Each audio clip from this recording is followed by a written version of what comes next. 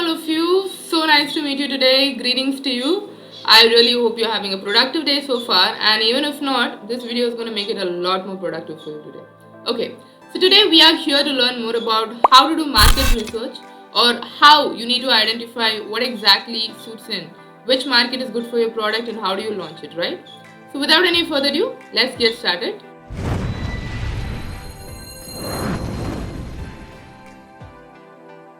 So firstly, when you're doing a market research, you need to understand what your goals of the market research are.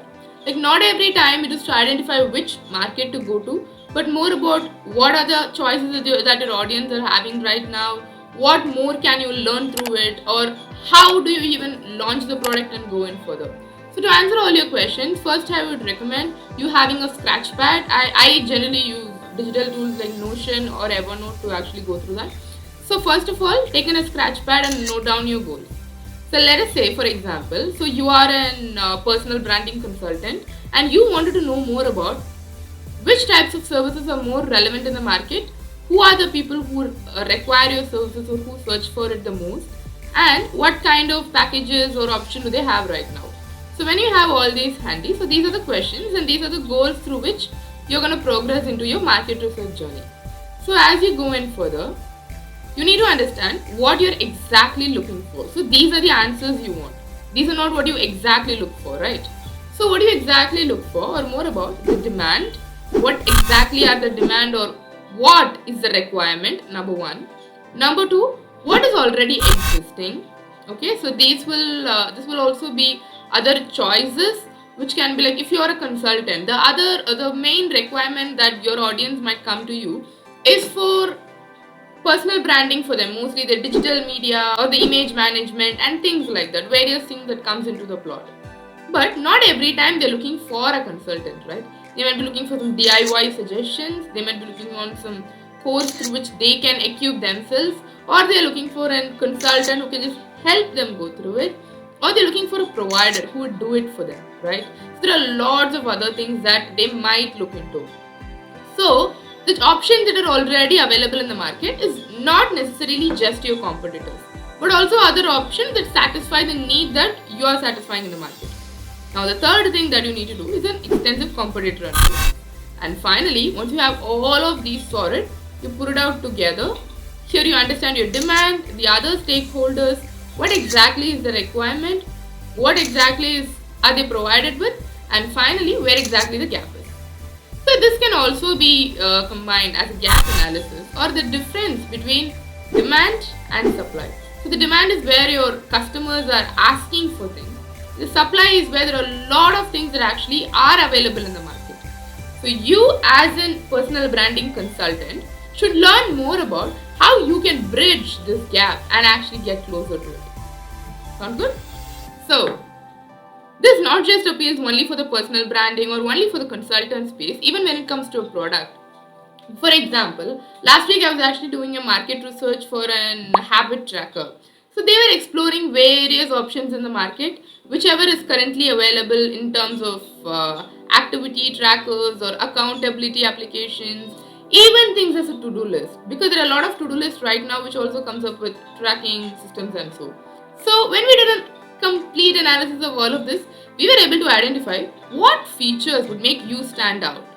Why are people uninstalling the current apps that are already there and they're not going with other competitors as well? What increases the retention of certain apps that have certain similar features, to identify which are the best working features or what is being expected more from the audience, so on and so forth. So when all of these comes forward, you will have a complete idea of what kinds of things that you need to have in your product. Okay, so this being the ground and this being what we can exactly expect out of a market research, let's get in further. Main reason why I'm actually telling you this is there are a lot of different types of market research, and the one that I am going to teach you today is only to identify how to launch your product, where to launch your product, or what to have in your product. But if you're looking for extensive customer surveys or so, that is not in this video. So just want to make it clear so that you don't waste much time and you don't look for something and get something else out of you. Okay? Now let's get started.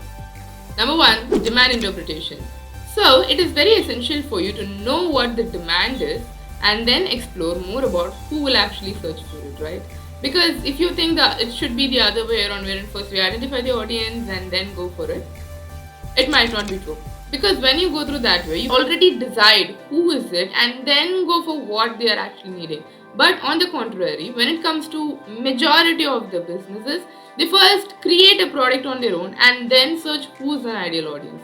So that is why demand comes first.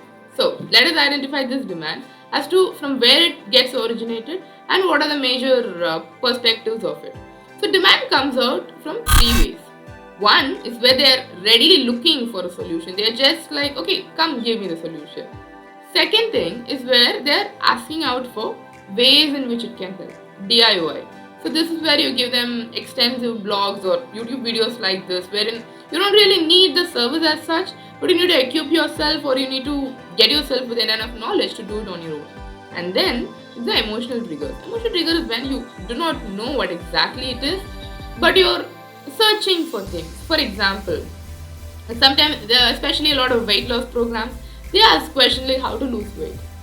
But the primary question that they might be looking for is maybe how to lose visceral fat, also, or what kind of exercises. Whereas the most essential question will be what are the ways to get started with HIIT or things like that. So this way, your questions are not specific in an emotional query. Whereas when you say DIY or asking for help, it's more specific. You throw in a question to Google and it gives you back with answers. The last thing is I'll already find out a person who's already doing it, who has excellent case studies, and you want them to do it for you. So now, under all of these demand categories, brainstorm and come up with questions that your audience or questions that will actually pertain to your product. For example, for the habit tracker, which we were doing a market research for the previous month, so we were having questions like accountability, which comes under emotional trigger, and then things like how do I stay consistent, how do I track it, or habit trackers or journals, checklist, work forms, things, all of those sorts. So when you put all these together, you have the intent handy. And secondly, when it comes to DIY, you start the how to, which one, what is the best app, things like that. So these questions comes under the asking out for help. And then the third one is where you position yourself as a consultant, as an advisor, or as an expert or a service provider or whatever it is in your niche. This applies for both products as well as a service. Because when it comes to product and service, the keywords are almost the same, right? So this follows a similar pattern, wherein your audience are looking for something that will actually solve their problem. So be it an application, be it an e-commerce store, whatever it is, the keywords kind of stay the same. So when you have all these words with you, categorize them and rank them in the order of top priority. So this will also give you a perspective of which is the one that they are searching the most for and which is the one that they are not searching the most for. And once you have these, go on to Google and search for these terms. You will not just find which are the keywords that are most searched for. Like for example, I'm sharing my screen for you to see how the demand comes in. So if you see through this, you will be able to see that there are keywords on the sites that are most searched for. So here is where Google tells you that in relation with the keyword that you are currently typing in the search box, these are the other words that people are already looking out for. So through this you will get an idea of, okay, so maybe these are some things. For example, when we searched in for checklist, there were a lot of other things that are coming that are more relevant to the application, which we can pick out from there. So now once you identify all of these, go on to trends.google.com. So trends.google.com is another interesting tool, but many actually, many outright classify it as extremely basic. However, if you are looking to identify where or which of your keywords have been used the most, this is the best place to find out. So reset the queries into whichever countries you're doing a research for. If you want to launch it globally, go for global or select whichever countries you want it. And from there, go on deeper into putting in a keyword there and searching which are the ones that prompt a query, how often is it searched the most. You also have the options to see how often it is searched for the past 1 day, 1 week, 1 month, 1 year, and so on and so forth.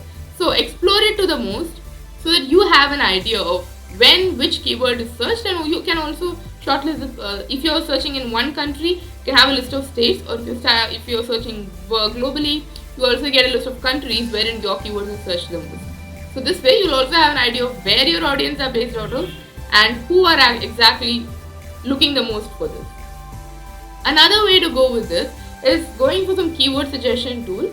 So I generally prefer going with Uber Suggest because Uber Suggest gives you way more ideas and it also gives you suggestions along with the search traffic that each keyword is incurring, and most importantly, which are the current sites or which are the current brands that are fulfilling the demand. So when I searched for personality coaches, I get an idea of who are the personality coaches who are stealing the spotlight. So this will give me a better space to explore more into competitors or stakeholders or other people who are fulfilling the same need that I am on to fulfill. Interesting, right? So you get both the demand interpretation as well as the supply through Uber Suggest. So go into this and dwell yourself deeper so that you have a better perspective on it. So now, once you have all these demands scrutinized, now you got to put all of these into tables so that you have the data handy for you to analyze whenever you're going for it. And now with this, you will have a clear idea of which state, which country, and where exactly is the demand and what is the demand for. Sounds good, right? Now let's go to the step 2. Identifying your target audience. Identifying your target audience is one of the most profound things that you will do in your business because this is where you exactly find who is going to use your product or who's at least going to pay for your product.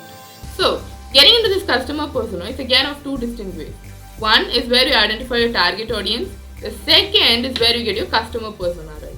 So if you're wondering what exactly it is, a target audience is a broader view of who exactly are the users of your product. So when I say users, it again consists of three terms as we actually know. The one who would buy the product, the one who pays for the product, and the one who uses the product.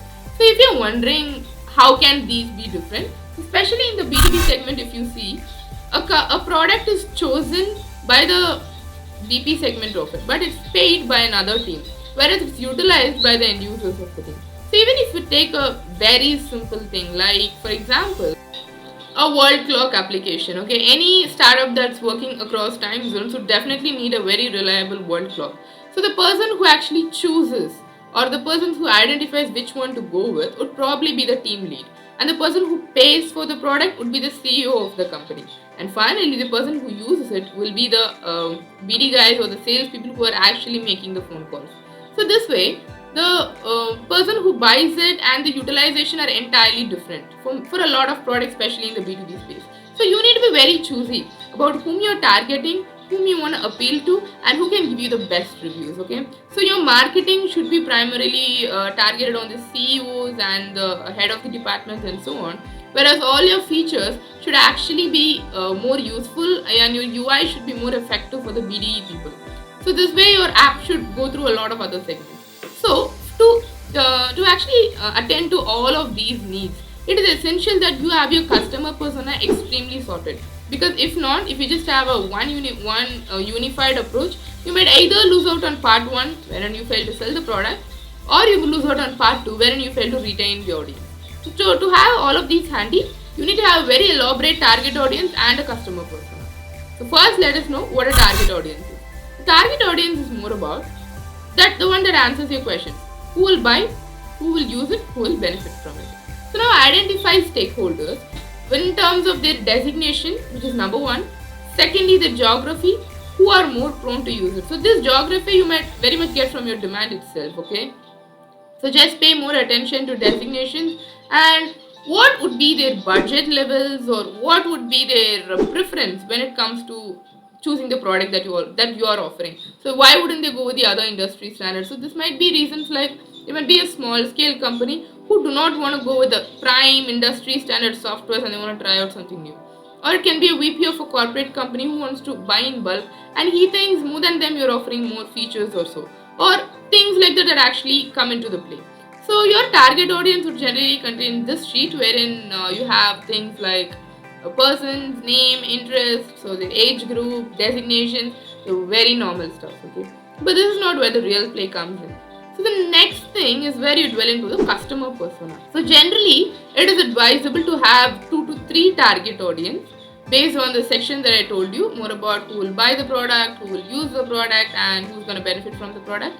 And Now, under these three diverse target audience, the next thing is customer persona, wherein this decodes more about the personality of each target audience. Let us say, for example, you go through your first target audience is a vice president of a tech company. So in this case, your customer persona will be classified into three steps. So one is an extrovertish personality. The VP being an extrovert, what would be his thought process and what would be his personality? The second is being an ambivert, and the third is being an introvert.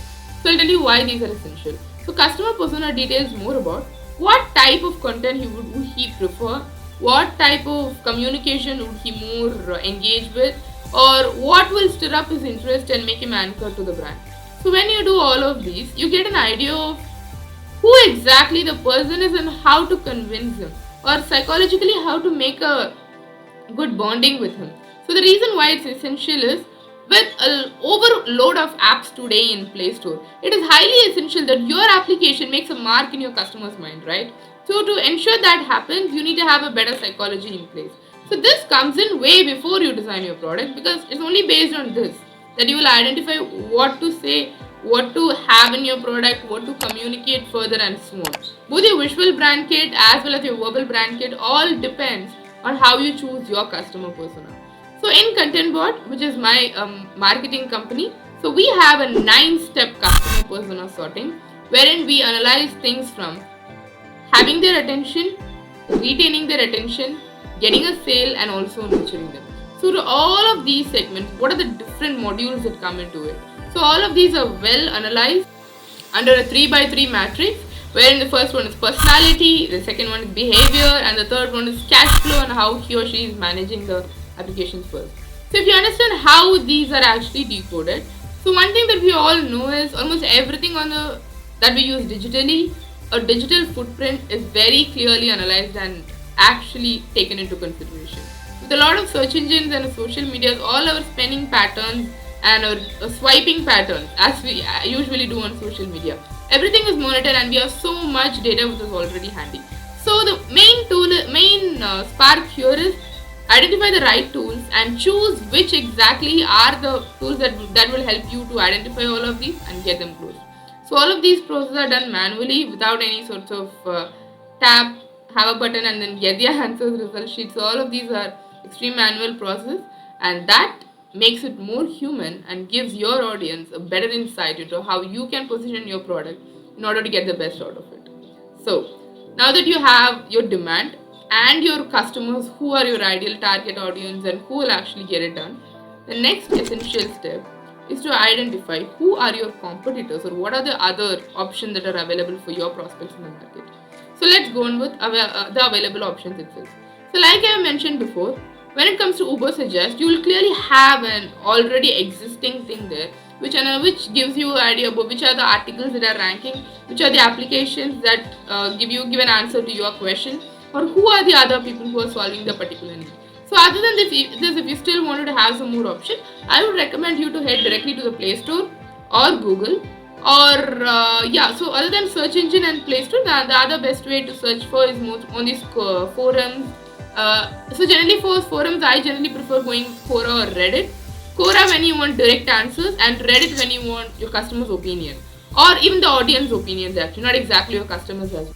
Because when you go on Reddit, there are a lot of discussion around any specific topic that you are going for, that you only need to choose a essential subreddit which will answer your question. For example, if you're going in the tech space, you need to choose a subreddit that focuses more on not reviews but honest discussion between the people themselves. The same way, if you're a diet consultant, you'd rather not go to a fitness group where there are a lot of trainers already putting in their answers, but more into an accountability group where each other, the person who are actually doing it themselves, are empowering and they are speaking to get all these done. So choose your audience groups very carefully and search for answers, especially when you're on Reddit. But when it comes to Quora, you always have a stream of answers flowing, so you can just scroll through and find out which one suits the most for you. So this way you will have a lot of options that are coming in. You'll have a clear idea of what is searched for and what is not searched for. And this way you can get a cumulative idea of what are people preferring, what are they not preferring, what is being used the most, what is recommended the most. who are recommending it the most and why are they doing? Is it because of some affiliate partnerships, or is it because they really did like the product that it gives them better result? So choose which one is your forte, which one is that attracts the best of your interest, and then go with it. And the last one is doing the competitor research. So this is where, out of those stakeholders, you need to identify who are the ones that are exactly like you. Like for me, my major competitors would be people who are coaching people about marketing or providing them services. Because though I'm not in the coaching space, I do provide one-on-one mentorships to business owners and other marketers, especially not the basic one, but the ones who know things and they wanted to scale in further, about how they can do the same, which will stir out their interest and give them the best results going further.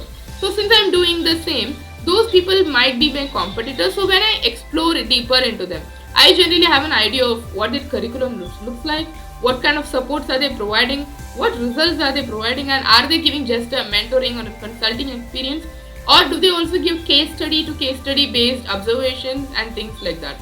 Because when I evaluate all of these factors, most of my mentorships programs are more into the product and them doing something, and I'm actually evaluating them based on their projects itself. So I just look out whether are they doing the same or how does it work. So this way, when you identify what are the major services that you are providing and what are the key points to you, you get an idea of who are the other competitors and how are they positioning themselves. So when it comes to analyzing your competitors, the main points that you need to analyze are, first of all, how good is their digital presence? Because digital presence speaks more about how they are presenting themselves and what are the points that they want their customers to know. So anyone who already has a well established digital presence already knows who their audience are and they have better ways to scale their product as well, right? At least they are a bit forward than you since you're just starting out and identifying how to present yourself, whereas they always have it handy. So now identify more about how are they presenting themselves, the kind of language they use, what are the key points that they are highlighting and what are they not highlighting, what are the testimonials that they're putting on front, which are the case studies that are on top, what kind of blogs are they writing, and what is the customer journey that they have. We will read more about this customer journey and everything in the progressing videos, because these are all different topics of their own that will guide your audience from when they know about you until they trust you. The journey you take them through, the different touch points that you give them, are all extremely essential points that will have a higher impact on your conversion rate. So let's look forward to getting more of those videos. But however, right now I have an idea of where are you progressing and so on. So next, once you go in deeper into it, analyze more about what kind of lead magnet they have, if any, or their social media content. And another important thing is, when you know all about this or when you are actually doing this market competitor research, it is not essential for you to adapt what they are doing. Okay, it's just to know what they are doing, not to adapt what they are doing, because every other person has their own style of presenting. You have your own unique selling point, so do not bargain on it by just adopting what someone else is doing. Okay, they're doing what's the best for them, and you can definitely do way better than any of the competitors that you're researching. So have this in your mind and just take the points from there, grasp it, and analyze these systems, not the methodologies. Analyze the processes, not the tools that they are using. If someone is using ConvertKit, it's not essential that you only need ConvertKit. You can achieve the same through a different product as well. If someone is using the website only on WordPress, it's not essential that you also do only WordPress. There are a lot of other options as well. So choose the one based on your utility and based on what you wanted. And however, when you are doing this research, identify the points that actually make them better or help them to scale their game and take it from there. So now that we are on the last segment of this video, you already have these things handy. You know what the demand is, you know who your audience are, you know what do they like and what they do not like, you know what are the options that your audience are provided with, and you finally know who are your competitors. So when you have all these 5 completely handy with you, now the main thing you need to do is put them all together and create an interpretation. An interpretation is where you put a SWOT.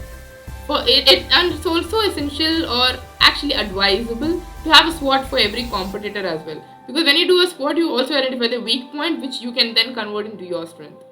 So now in this interpretation, have a clear analysis of what are things you learned, what you should do, what you should not do, and what is it that makes them better, and what does not make them better or leaves a bad impression about them.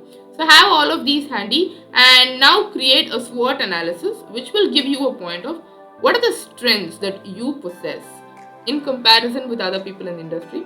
What is your weakness, and when it's a weakness, is it a threat or is it not a threat? And what are the opportunities that you currently have, because you know about the demand and the supply. So you would have also had an idea about what is the gap that's already in the market and how you can bridge that, right? So have all of these handy and identify which are the gaps in the market that you can fulfill. And now you have an extensive market research already with you. So this is entirely DIY, because now when I told you, the only premium tool that you would actually need is Uber Suggest. Other than that, everything else is the one that's freely available. And even it's not necessary that you need Uber Suggest as well. If you think you do not want to go for a premium subscription right now, you can just start with the trial version also. That's more easier too. So depending upon where you are currently, this system will give you all the answers that you are actually looking for without the need for any complex principles. Because if you analyze deeper, any complex problem can be solved by simpler techniques. It's just we who make it more complex. So if you're this far into the video, I think you have got enough ideas and you have the processes that will actually drive you forward. So if you have any suggestions, feedbacks or comments, you can very well drop it in the comment section. I'll be happy to read all your comments, and you can anytime reach out to me on LinkedIn. If you want to connect, share feedback or even criticize, always open to criticism, because I believe that's what makes us grow. So connect with me on LinkedIn, leave out your comments, and almost all my videos are going to be this way, wherein I do not have a script handy with me. So you might see some places where I'm maybe repeating the sentences, or some places where the sequences are a bit muffled up. However, I think it's better to present the facts raw rather than have an entire script which I actually read out from. So this is how it goes on in my mentoring sessions, and this is how I speak with my audience as well as my prospects and clients. So I feel it's better to have it this way. So if you enjoyed this far, subscribe to the YouTube channel so that you get more amazing updates with respect to how you can DIY almost everything and get the best out of it. So let me meet you in the next video. Until then, happy marketing.